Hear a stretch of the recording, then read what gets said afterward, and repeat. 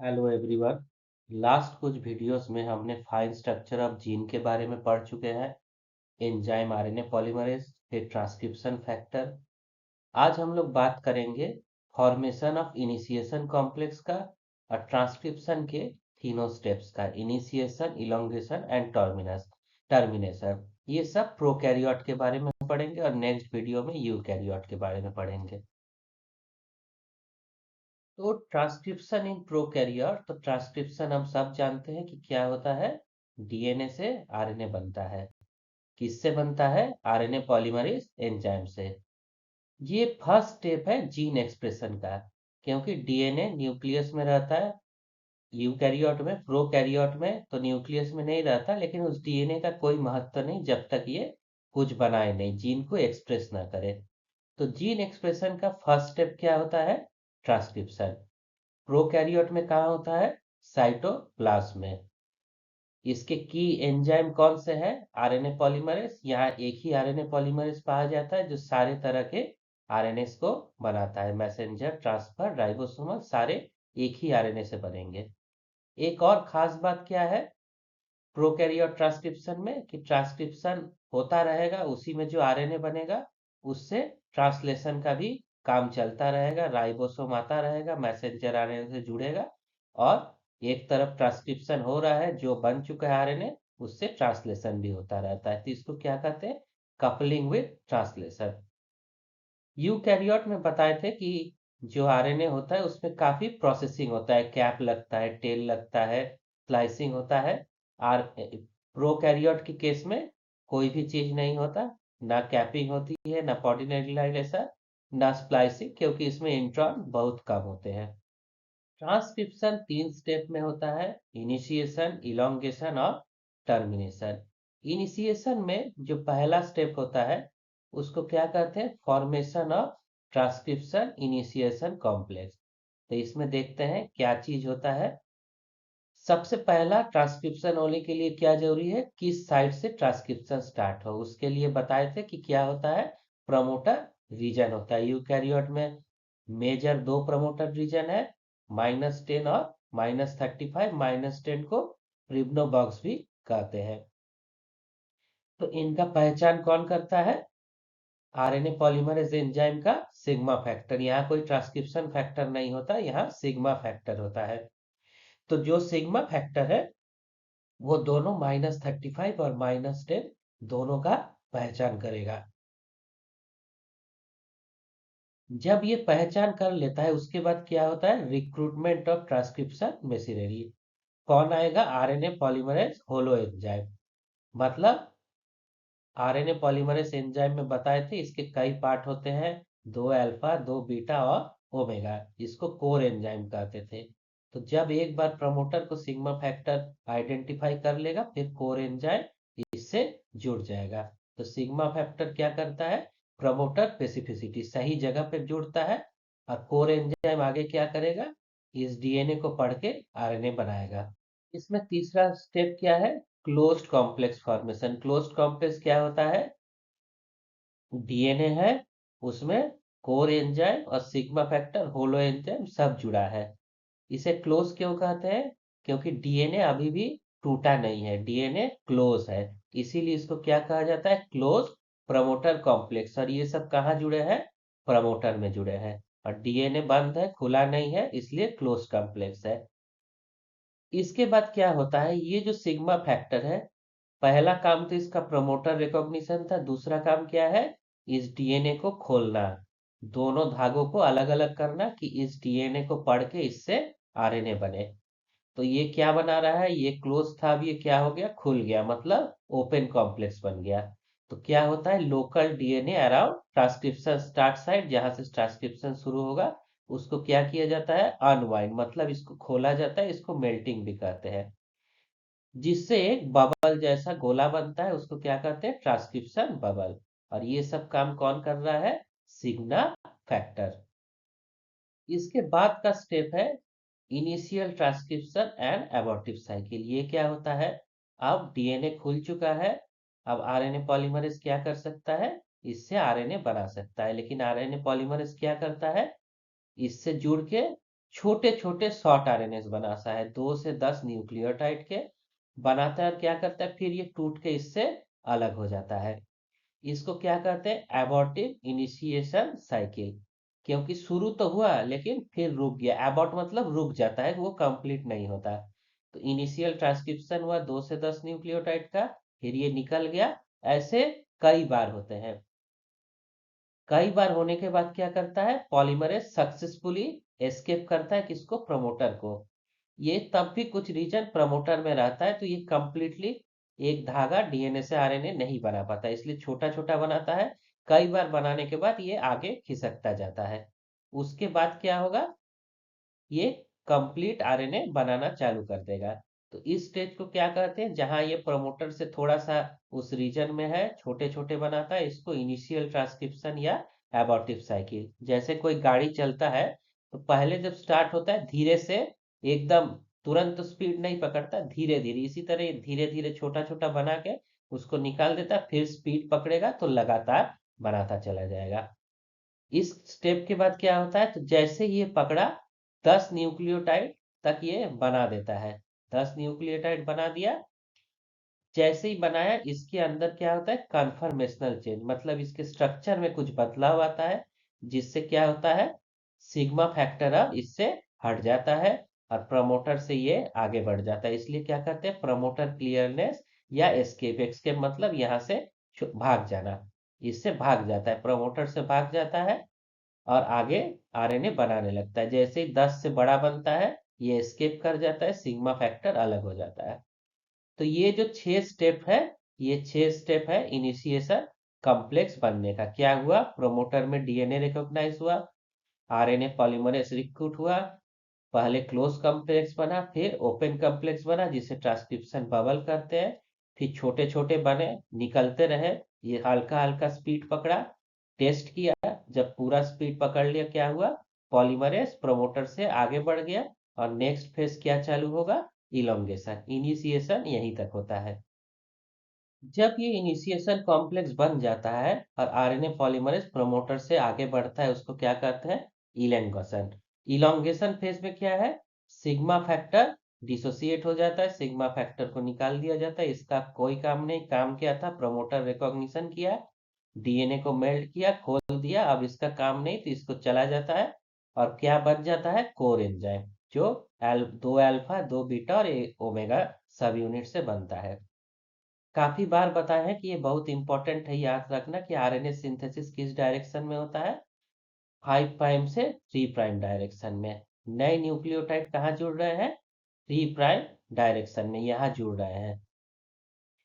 तो ये अगर 5 से 3 है, तो डीएनए क्या होगा, 3 से 5 होगा। कभी कभी एमसीक्यूज में, मेडिकल एंट्रेंस में पूछा जाता है कि डीएनए ट्रांसक्रिप्शन में डीएनए टेम्पलेट का स्ट्रैंड ऐसा होगा, तो आरएनए सिंथेसिस किस डायरेक्शन में होगा। तो हमेशा आरएनए सिंथेसिस 5 प्राइम से 3 प्राइम होता है। तो इसमें क्या इवेंट हो रहा है, अनवाइंडिंग ऑफ डीएनए। तो जितना आगे बनता जाएगा डीएनए को, ये तो शुरुआत में खुला था, आगे भी तो खोलना पड़ेगा। ये दो धागे टूटेंगे तभी इसके ऊपर ये बन पाएगा, तो इसको क्या कहते हैं, अनवाइंडिंग। तो जैसे जैसे आरएनए पॉलीमरेज बढ़ता जाएगा, 17 base pair at a time क्या होता है, खुलता जाता है, और एक नया बबल बनता जाता है। नया जहां जुड़ेगा, वहां किस जगह जुड़ता है, 5 से 3 प्राइम हो रहा है, तो 3 प्राइम ओएच से नए न्यूक्लियोटाइड जुड़ते हैं, जो आरएनए बन रहा है यहाँ। अगर डीएनए में ए है, तो किससे जुड़ेगा, यूरासिल से, क्योंकि थाइमिन आरएनए में नहीं होता। टी है तो एडनिन, जी है तो सी, सी है तो जी। इतना कुछ हो रहा है, इसमें दो बहुत इंपॉर्टेंट चीज ध्यान रखना है। जो पीछे का हिस्सा जिसमें बन चुका है, वो क्या होगा, रीएनील होगा, मतलब फिर से डीएनए, इसको तोड़ के तो रख नहीं सकते, फिर से जुड़ने लगता है। इससे क्या होता है, पॉजिटिव सुपर कॉइल बिल्ड होता है कहाँ, आगे, और नेगेटिव सुपर कॉइल होता है पीछे, जिसको एक एंजाइम होता है टोपो आइसोमरेज, इसको रिलीव करता है। अब इसको समझते हैं ये क्या होता है। तो जब डीएनए पॉलीमरेज जब आरएनए पॉलीमरेज डीएनए पर चलता है और ट्रांसक्रिप्शन करता है, तो वो दोनों डीएनए को क्या कर रहा है, खोलता है। लेकिन डीएनए कैसा होता है, घुमावदार। यहाँ तो सीधा है लेकिन असल में क्या होता है, हेलिकल होता है। आप देखे होंगे डीएनए हेलिकल स्ट्रक्चर होता है। इसलिए जब पॉलीमरेज आगे बढ़ता है तो डीएनए को आगे यानी फ्रंट साइड में दबाव बढ़ता है। जैसे रस्सी को घुमाते समय आगे की तरफ कसाव बढ़ता है, कभी घुमा के देखिएगा पता चलेगा। तो कल्पना करिए कि डीएनए क्या है, ट्विस्टेड रस्सी है। अगर आप रस्सी को बीच से पकड़ के आगे की तरफ चलाते जाओ तो क्या होगा, फंड रस्सी ज्यादा टाइट हो जाता है और पीछे क्या होता है, ढीले पड़ता जाता है। तो जब आरएनए पॉलीमरेज डीएनए को खोलता है तो इससे डीएनए की जो रीजन है वो किसमें क्या होता है, और ट्विस्ट पड़ता है। इसी को क्या कहते हैं, पॉजिटिव सुपर कॉइलिंग। और ज्यादा कस रहा है, और ज्यादा कस रहा है। तो पॉजिटिव सुपर कॉइल किया है, डीएनए बहुत कसकर लिपट जाता है, एक्स्ट्रा टाइट ट्विस्टिंग हो जाता है। ये पॉलीमरेज के आगे बढ़ने से होता है। जहां डीएनए वापस जुड़ती है, यहाँ जो पीछे की तरफ, वहां क्या होता है, ढीला पड़ता है। इसको क्या कहते हैं, नेगेटिव सुपर कॉइल कहते हैं। तो ये एक सुपर कॉइल पड़ जाएगा तो बहुत दिक्कत होगा डीएनए को, रस्सी को, जो हमारा डीएनए है। इसलिए एक एंजाइम होता है टोपो आइसोमरेज। ये क्या करता है, पॉजिटिव सुपर कॉइल को खोल के रिलैक्स करता है, जिससे डीएनए टूटता नहीं है। तो ये कभी आगे के वीडियो में यार कहीं जरूरत पड़े तो इसका मैकेनिज्म क्या होता है समझेंगे। अभी इतना ही जानना है कि क्या होता है, आगे की तरफ क्या हो रहा है, पॉजिटिव सुपर कॉइल बनता है और पीछे नेगेटिव सुपर। एक जगह ज्यादा रस्सी टाइट हो रहा है, एक जगह ढीला होता है। तो इनको कौन ठीक करता है, टोपो आइसोमरेज। और जो ये आरएनए पॉलीमरेज सिंथेसिस कर रहा है, इसका स्पीड क्या है, 1 सेकेंड में 40 से 50 न्यूक्लियोटाइड जोड़ देता है। तो ये काफी फास्ट काम करता है। इलोंगेशन में अब वो डीएनए से आरएनए बनने लगा है, और ये तब तक बनेगा जब तक टर्मिनेशन नहीं आ जाता है। इसमें एक इम्पोर्टेंट काम और होता है जिसको कहते हैं प्रूफ रीडिंग। तो प्रूफ रीडिंग क्या होता है, तो जब आरएनए पॉलीमरेज डीएनए को पढ़कर आरएनए बनाता है तो कभी कभी वो गलत न्यूक्लियोटाइड जोड़ देता है। तो गलती को पहचान कर उसे हटाना और सही न्यूक्लियोटाइड लगाने को क्या कहते हैं, प्रूफ रीडिंग। ये कैसे करता है, जब गलत न्यूक्लियोटाइड जुड़ जाता है तो आरएनए पॉलीमरेज का प्रोसेस धीमा पड़ जाता है। 40 से 50 बना रहा था वो स्लो हो जाएगा। आरएनए का जो एंड है उसका शेप गलत ले लेता है। तो पॉलीमरेज को अजीब सी रुकावट महसूस होता है, यानी एंजाइम कुछ समझ जाता है कि कुछ गड़बड़ है और गलती मिल गई। तो आरएनए पॉलीमरेज क्या करता है, थोड़ा पीछे की तरफ खिसक जाता है। पीछे जाने से गलत आरएनए का हिस्सा फिर से एंजाइम के एक्टिव साइड में आएगा और पॉलीमरेज अपने ही बनाए हुए आरएनए के गलत हिस्से को काट देता है। इसको एंडोन्यूक्लियस एक्टिविटी भी कहते हैं। और गलत न्यूक्लियोटाइड हट जाते हैं। फिर पॉलीमरेज सही न्यूक्लियोटाइड जोड़कर वापस नॉर्मल पीस से ट्रांसक्रिप्शन शुरू कर देता है। इसी को क्या कहते हैं, प्रूफ रीडिंग, जैसे सही आरएनए बनता है। यूकैरियोटिक ट्रांसक्रिप्शन का सबसे लास्ट फेज होता है, तो उसको क्या कहते हैं, टर्मिनेशन फेज। टर्मिनेशन कब होता है, जब आरएनए पॉलीमरेज रुक जाता है, ट्रांसक्रिप्शन बंद हो जाता है और आरएनए ट्रांसक्रिप्ट जो डीएनए से बना होता है वो क्या हो जाता है, निकल जाता है। ये दो तरह के मैकेनिज्म्स होते हैं, एक होता है रो इंडिपेंडेंट और दूसरा क्या होता है, रो डिपेंडेंट। तो पहले रो इंडिपेंडेंट टर्मिनेशन को पढ़ेंगे, जो सबसे कॉमन होता है ई कोलाई में। इसी में बहुत ज्यादा प्रोकैरियोट का स्टडी हुआ है। तो ऐसा क्यों होता है, तो आरएनए पॉलीमरेज बनाता जा रहा है डीएनए से आरएनए, फिर एक ऐसा रीजन आता है जिसमें जीसी रिच इन्वर्टेड रिपीट। तो ये क्या होता है इसको पहले समझ लेते हैं। इन्वर्टेड रिपीट डीएनए या आरएनए में पाए जाने वाला न्यूक्लियोटाइड का सीक्वेंस होते हैं, जो दोनों तरफ से क्या होता है, उल्टा सीधा रूप में मौजूद रहता है। जैसे यहाँ जी है, यहाँ सी है, फिर यहाँ क्या आ गया, सी आ गया, यहाँ जी आ गया, फिर यहाँ जी आ गया, यहाँ सी आ गया। यानी एक तरफ का सीक्वेंस दूसरे तरफ का उल्टा या कंप्लीमेंट्री होता है। आसान शब्दों में इन्वर्टेड रिपीट क्या है, एक सीक्वेंस और उस सीक्वेंस का उल्टा, सी जी फिर सी जी यहाँ फिर सी फिर जी, ऐसे उल्टे रिपीट्स बनने लगते हैं।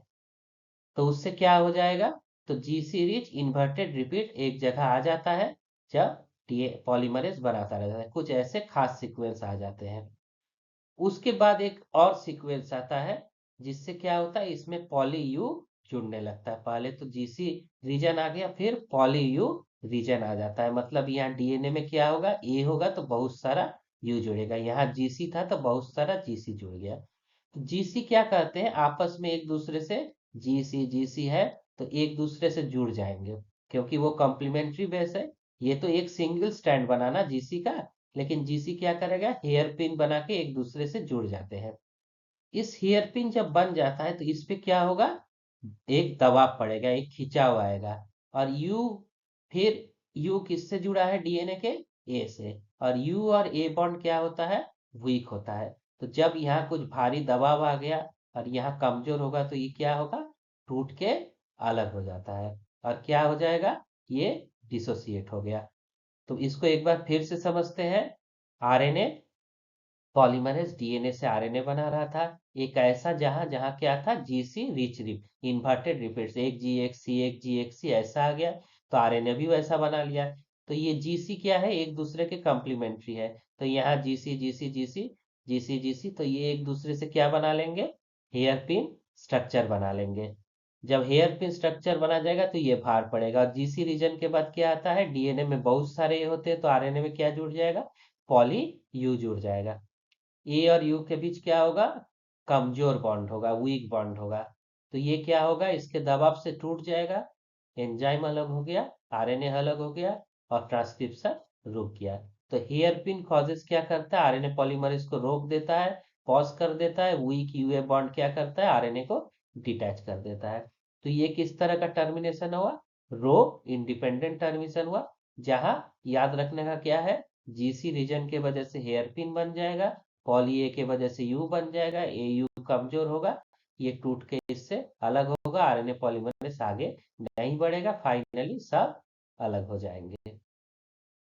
अब जो दूसरा तरीका होता है उसको क्या कहते हैं, रो डिपेंडेंट टर्मिनेशन। इसमें किसका जरूरत होता है, रो प्रोटीन का। रो एक ऐसा प्रोटीन है, इसको हेक्सामेरिक एटीपी डिपेंडेंट हेलिकेस कहते हैं। हेक्सा मतलब इसमें एक दो तीन चार पाँच छह पार्ट होते हैं। और ये एटीपी के मदद से क्या करता है, डीएनए आरएनए को काट सकता है। तो जो मैसेंजर आरएनए बन रहा है, डीएनए से आरएनए बन रहा है, उसमें भी क्या होते हैं, कुछ ऐसे रीजन होते हैं जिसमें क्या होता है, सी रिच साइटोकाइन ज्यादा होगा और ग्वानिन कम होगा। ऐसे रीजन में कौन, इस ऐसे रीजन को क्या नाम दिया गया है, रूट साइट। क्यों रूट साइट, क्योंकि ऐसे रीजन जहां बहुत सारा आरएनए बनने के बाद एक ऐसा रीजन आया जिसको रूट साइट कहते हैं, जिसमें क्या है, बहुत सारा सी है और जी कम है। उससे कौन आके जुड़ जाता है, रो प्रोटीन। रो प्रोटीन इस रूट साइट से जुड़ गया, ठीक है जुड़ जाने दीजिए। जब रो प्रोटीन रूट साइट से जुड़ जाता है, और ये कहाँ जुड़ता है, करीब आरएनए पॉलीमरेज से 50 न्यूक्लियोटाइड पीछे जुड़ जाता है। ठीक है, एक आरएनए बन रहा था, उसमें ऐसा रीजन आया जिसको रूट साइट कहते हैं, जहाँ सी बहुत था, जी कम था।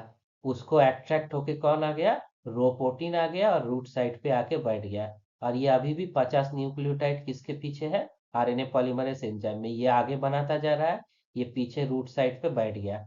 इसके बाद क्या कर जाता है, ये आगे बढ़ता जाता है, रो ट्रांसलोकेट होता है, रो प्रोटीन इसके पीछे भागने लगता है। किसके मदद से, एटीपी के एनर्जी यूज करके इसके पीछे भागने लगता है। फिर क्या होता है, आरएनए पॉलीमरेज पॉज हो जाता है, एक स्पेसिफिक टर्मिनेशन सीक्वेंस आ जाता है, कुछ सेकेंडरी स्ट्रक्चर बनते हैं, जिससे आरएनए पॉलीमरेज क्या होता है, स्लो हो जाता है। जैसे ही स्लो हो जाता है, रो इसके पीछे से भाग रहा था, आके आरएनए पॉलीमरेज को क्या पकड़ कर लेगा, उसको पकड़ लेगा। जैसे ही पकड़ लेता है, आरएनए पॉलीमरेज आगे नहीं भाग पाता और रो क्या करता है, आरएनए डीएनए जो जुड़ा हुआ था, जहां एक्टिविटी हो रहा था, उसको क्या करेगा, काट देगा, डिसोसिएट करेगा, जिससे आरएनए अलग हो जाएगा। और क्या अलग हो जाएगा, आरएनए पॉलीमरेज होगा, अलग हो जाएगा, और खुद रो प्रोटीन भी अलग हो जाता है। तो इसके किया की पॉइंट्स क्या है, इसके लिए ऊर्जा एटीपी का जरूरत होता है, और स्पेसिफिक आरएनए सीक्वेंस मोटिव्स होते हैं, जो खास स्ट्रक्चर होते हैं। जैसे रूट साइट है, जहां सी रिच है, जी पुअर है, वहां से जुड़ा, फिर इसके आगे भागता रहा, जैसे ही आरएनए स्लो पड़ा, इसको पकड़ लिया, पकड़ के इसको काट के अलग कर दिया। तो ये क्या है, रो डिपेंडेंट टर्मिनल।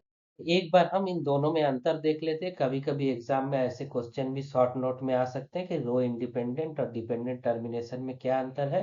तो जो रो इंडिपेंडेंट है उसमें किसी भी प्रोटीन फैक्टर का जरूरत नहीं है, यहाँ रो हेलिकेज या रो प्रोटीन का जरूरत है।